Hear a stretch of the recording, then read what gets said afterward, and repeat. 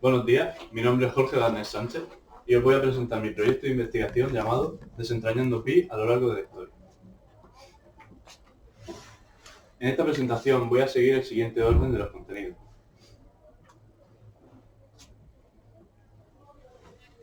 Antes de comenzar, me gustaría hacer referencia a Isaac Newton cuando dijo la siguiente cita. En la naturaleza se reduce a un número, pi. Quien descubra el misterio de pi comprenderá el pensamiento de Dios. En primer lugar, voy a introducir este trabajo.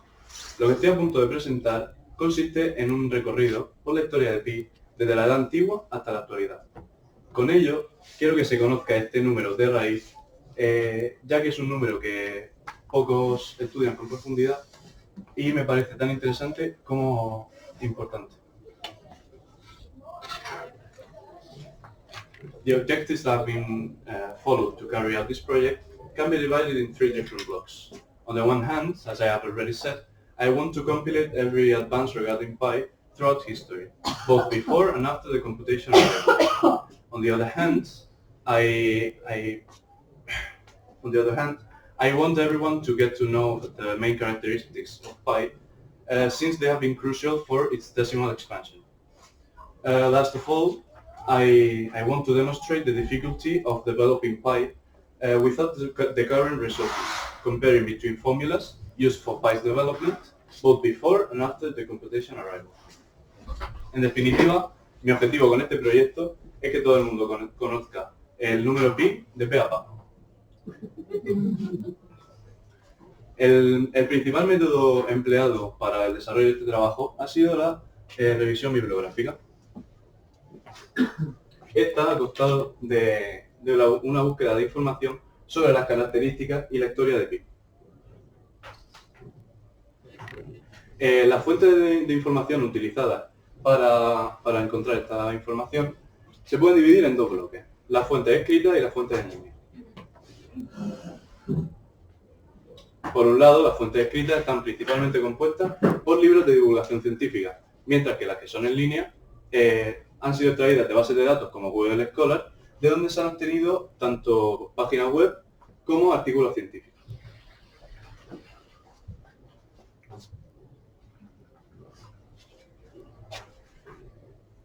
Para la organización de los datos he usado Google Docs, mientras que se han utilizado otras aplicaciones como GeoGebra y Wolfram Alpha para el análisis de estos datos y la representación gráfica de ciertos conceptos. En esta revisión bibliográfica se han seguido los siguientes criterios para seleccionar la información. En primer lugar, todas aquellas fuentes en las que apareciera información de interés para el desarrollo de este trabajo se han incluido. Sin embargo, se han excluido todas aquellas cuya información era escasa para el desarrollo de este trabajo.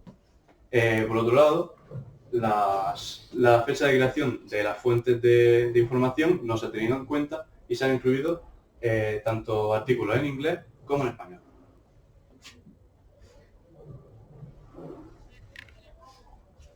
Antes de que pi haga su esperada aparición, es preciso explicar, aunque sea brevemente, conceptos matemáticos básicos para que sea más fácil comprender pi y podamos comentar su historia.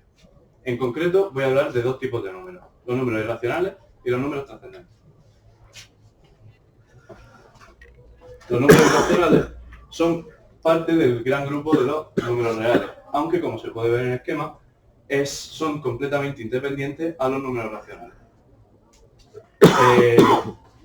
Como su propio nombre indica, los números irracionales son aquellos que no se pueden poner en forma de extracción, o sea, de razón. Una característica de estos números es que siempre tienen infinitos números decimales, aunque no todos los números que tienen infinitos decimales son irracionales. Dentro de este saco podemos encontrar números muy famosos como e, que es la base de los logaritmos naturales, el phi, que es el número de oro, raíz de 2, que es la hipotenusa de un triángulo rectángulo de base y altura 1, y nuestro queridísimo pi. Dentro de los números irracionales encontramos los números trascendentes. como podemos, los números trascendentes y los algebraicos, como podemos observar en este esquema, aquí. Los números algebraicos son aquellos que pueden ser obtenidos de una ecuación de coeficientes racionales. Los números trascendentes son aquellos que no cumplen esa propiedad y además son irracionales. No todos los números irracionales son trascendentes. Para ello os lo voy a explicar con un pequeño ejemplo. Como veis en esta ecuación tan simple, al despejar x obtenemos raíz de 2, que es un número irracional, como he mencionado antes. Pero, aunque sea irracional, es algebraico, ya que, como acabamos de comprobar, es solución de una ecuación de coeficientes racionales. Dentro de este grupo de los trascendentes encontramos el número pi y el número e, que son de los números más famosos de la historia. Ahora sí que sí, voy a dar comienzo a la historia de pi. Para ello, he dividido la historia en dos grandes etapas, la era precomputacional y la era computacional. Nos adentramos en la era precomputacional y nos remontamos a la antigua Grecia. Aunque la Grecia antigua no fue el punto de partida de pi, fue el primer periodo en el cual se llegó a avanzar con respecto al conocimiento de pi. No podía ser otro que el mismísimo Arquímedes de Siracusa el que comenzara esta interminable lucha por desentrañar pi en el siglo III a.C. Arquímedes fue físico, astrónomo, matemático e ingeniero. Para hallar pi, lo que hizo fue aplicar el método de exhaustión para comprender el número pi entre otros dos números. Lo que hizo consiste, como veis en el dibujo, en circunscribir e inscribir polígonos regulares en una circunferencia. Esta circunferencia era de radio 1, ya que, como podemos ver en esta fórmula del área, al ser de radio 1, el área de la circunferencia sería directamente pi.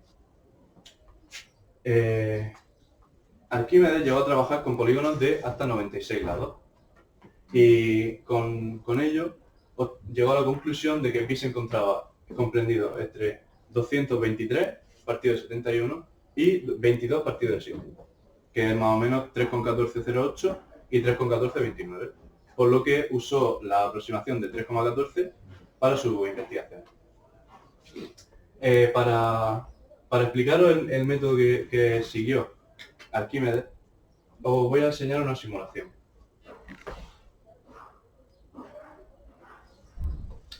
Como podemos observar, en este lado de la pantalla tenemos un hexágono inscrito en la circunferencia, mientras que en el otro lado está circunscribiéndola. Vemos que la aproximación de pi en este lado es menor, ya que el área del polígono es mucho menor que la de la circunferencia. Y pasa lo contrario con el polígono circunscrito. Para acercarnos más al valor de pi, lo que hizo Arquímedes fue aumentar el número de lados, ya que así el polígono se asemeja cada vez más a una circunferencia, como podemos observar. Aquí parece ya una circunferencia, aunque no tiene nada que ver. Y aquí más de lo mismo. Y vemos cómo los valores se van acercando cada vez más a nuestro famoso pi. Y pues.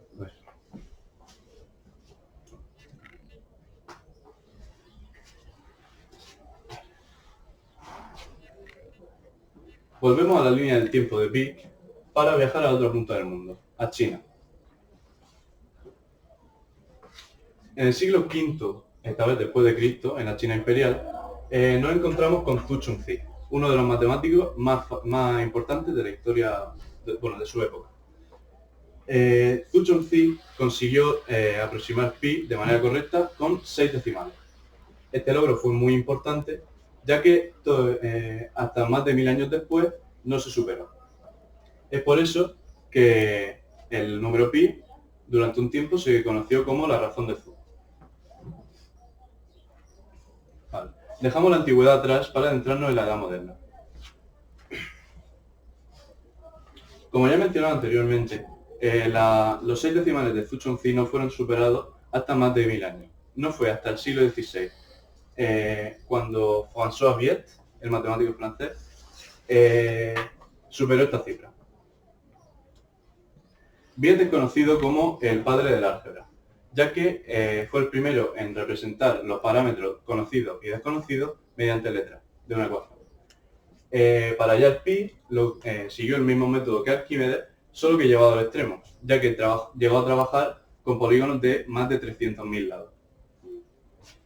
Para hallar pi, desarrolló esta fórmula, que es bastante curiosa, y con ella llegó a aproximar de manera correcta 9 decimales de pi.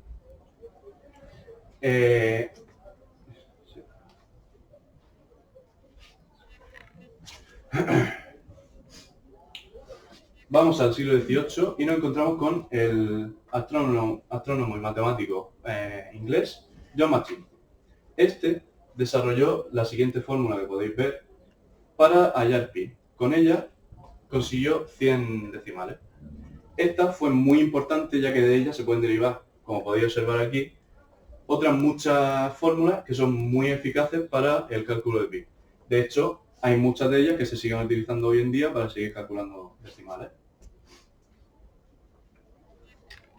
Con la llegada de Lambert a la historia de pi, vamos a hacer un paréntesis en la lucha por conseguir decimales, para explicar una de sus características más importantes, la irracionalidad. Johann Heinrich Lambert fue el primer matemático en demostrar la irracionalidad de pi.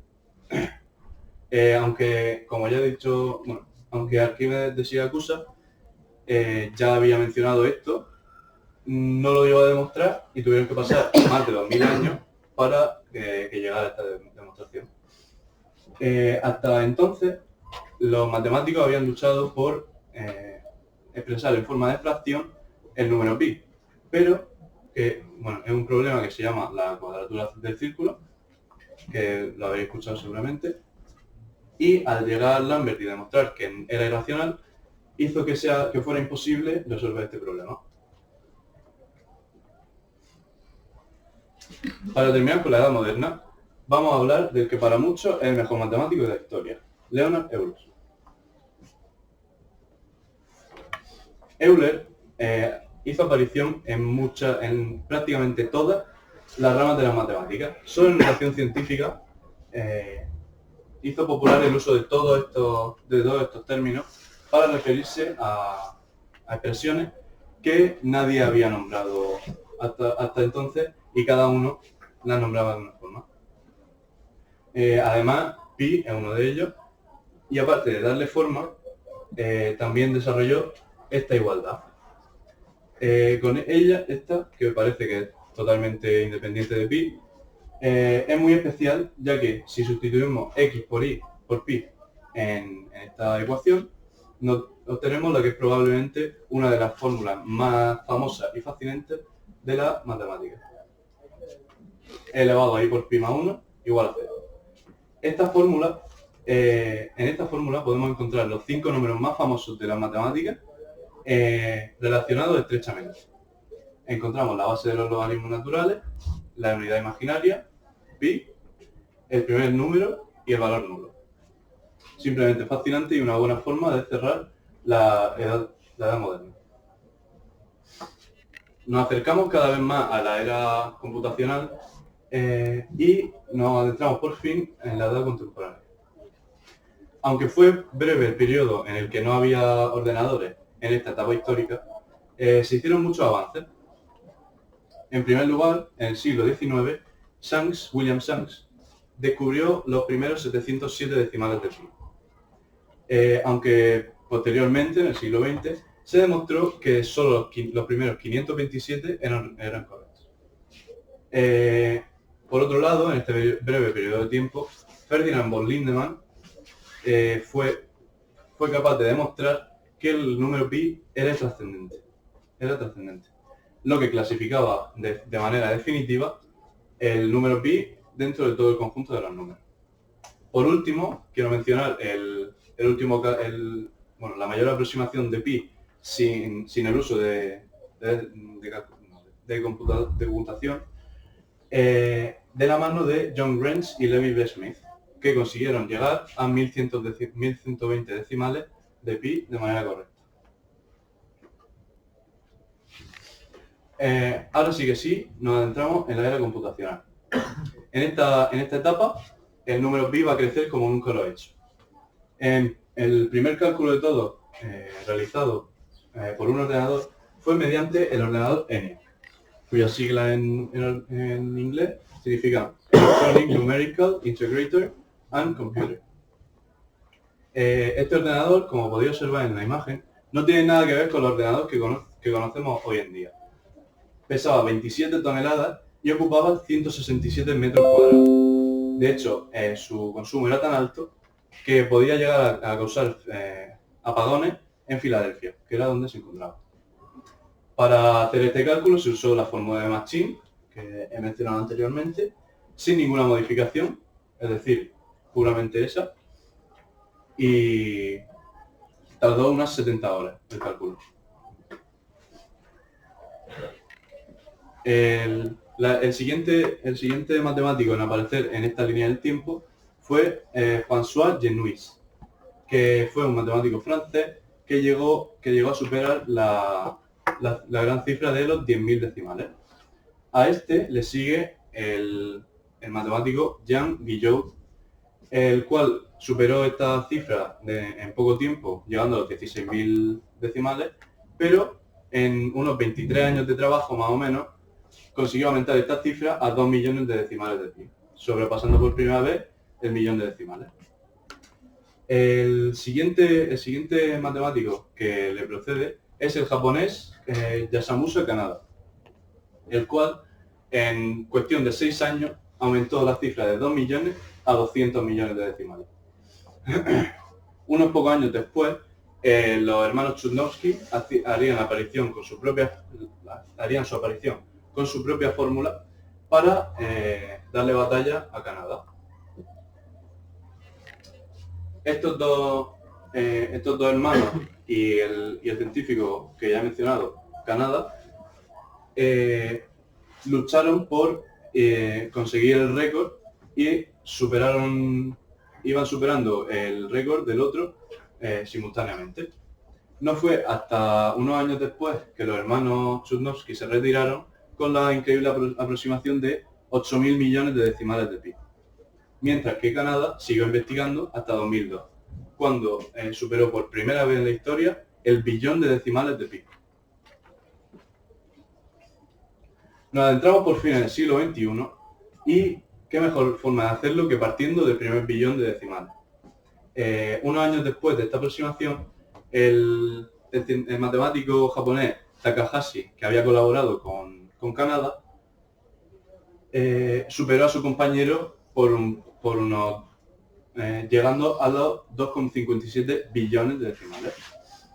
Para finalizar la historia de pi, vamos a hablar de Emma Haruka Iwao. Esta trabajadora de Google consiguió en 2018 la increíble cifra de 31 billones de decimales de pi correcto. No obstante, aquí no acabó su carrera y el año pasado, en 2022, consiguió aproximar de manera correcta 100 billones de decimales de pi, que es actualmente el récord que oscila.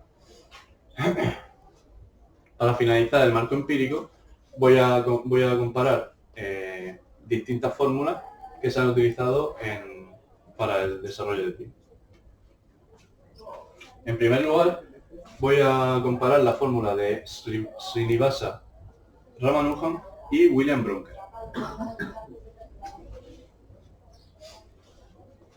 La fórmula desarrollada por William Broncker fue creada en el siglo XVII, mientras que la de Ramanujan fue creada en el siglo XX, con presencia de computación. Como podemos ver, salta a la vista que la complejidad de la fórmula de Ramanujan es mucho mayor que la de Broncker, y esto en lo que deriva es que es mucho más eficaz. Para obtener pi voy a despejarlo primero para poder obtener directamente el número, y podemos observar en en la fórmula de Ramanujan que solo sumando los dos primeros términos de este sumatorio obtenemos 23 decimales exactos de pi. Mientras que sumando hasta el 9 en la fórmula de William Bronker no vamos a obtener ni siquiera el 3 del 3,14. Obtenemos el número 2,81 y necesitamos muchísimos más términos para llegar a nuestra aproximación. Por último, las fórmulas que voy a comparar son las de los hermanos Chudnovsky, que ya he mencionado, y la de Leibniz, que es un matemático muy famoso. La fórmula de los hermanos Chudnovsky tiene un gran parecido con la de Ramanujan, debido a que los hermanos Chudnovsky se basaron en la fórmula de Ramanujan para desarrollarla. En cambio, la fórmula de Leibniz, una vez más, es mucho más simple, aunque es bastante curiosa, ya que son fracciones con los números impares debajo y va intercalando entre suma y resta. Vamos a repetir el proceso de despejar pi y, en este caso, sumando un simple decimal en la fórmula de los Chudnovsky, vamos a obtener 27 cifras correctas de pi. Mientras que para obtener el 3,14 en la fórmula de Leibniz necesitamos sumar hasta 120 términos. Por lo que salta a la vista la efectividad de la fórmula. A través de esta investigación se han concluido las siguientes proposiciones a partir de los objetivos propuestos.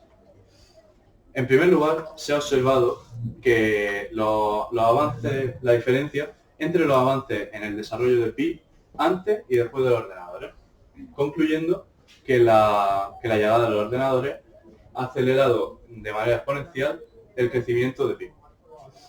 Por otro lado, se ha concluido que las bases creadas por los matemáticos anteriores son fundamentales para los avances que se llevan a cabo en la actualidad. Por último, también se ha observado que las características de irracionalidad y trascendencia de pi han cambiado por completo el panorama de los matemáticos para estudiar este número. Por último, me gustaría decir que con esta presentación espero que hayáis visto la matemática de otra forma y que todos aquellos que huís de las matemáticas a toda costa veáis que pueden llegar a ser bonitas y les deis una segunda oportunidad. Por último, me gustaría agradecer a todas las personas que han hecho posible esta investigación. En primer lugar, a Bruno Martín Liza, por guiarme e inspirarme en este proceso, que no ha sido fácil, y por ser un muy buen profesor en general, ya sea dentro o fuera del proyecto. Por otro lado, a mi tutor, Francisco Gómez García, Paco. Muchas gracias por todo, por hacerme reír con las matemáticas, con tus chistes que pocos pillamos, y por hacerme disfrutar este tiempo que podría haber sido mucho peor. Por otro lado, me gustaría agradecer al centro, al IE Ramón y Cajal, por darme los recursos necesarios para desarrollar este trabajo y por llevar a cabo, junto a Bruno Martín, esta iniciativa que me parece muy buena. Por último, me gustaría agradecer a todos mis amigos, en especial a Ángel Belmonte Martínez, que digo, el cual siempre ha estado ahí en los momentos difíciles, me ha motivado a seguir y sí que qué decir. Te quiero un montón. Y bueno.